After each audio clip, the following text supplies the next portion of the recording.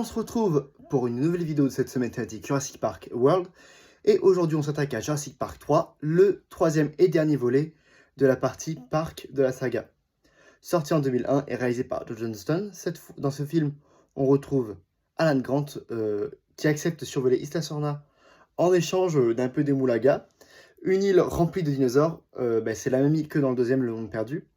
Mais il se retrouve piégé au sol avec un groupe de survivants, parce qu'on lui a quand même menti. C'est le plot du film, je vous ai spoilé. Bon, il sort en 2001, vous n'avez plus d'excuses.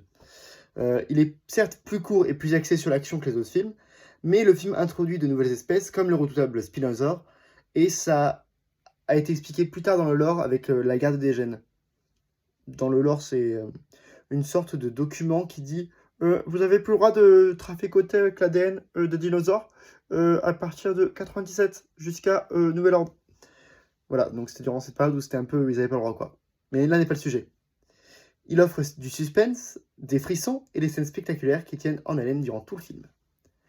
Donc du coup, pour la critique du film, c'est celui qui m'a le moins marqué de la trilogie Park, parce que Le Monde Perdu, c'est un banger absolu, et Jurassic Park, tu pourras jamais faire mieux que l'original, à part 2 films de la saga, mais enfin, un film en tout cas.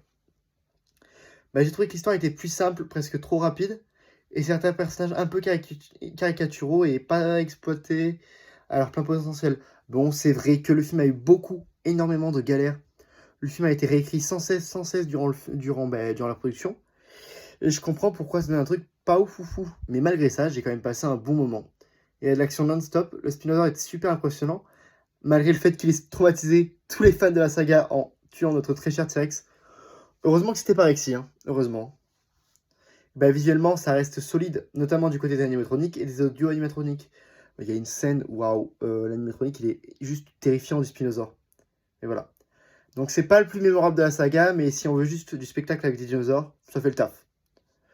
Bon, c'est tout pour aujourd'hui, et on se retrouve dès demain pour un nouveau film Jurassic Park, et cette fois-ci on passera au World, avec, bienvenue à Jurassic World, quoi.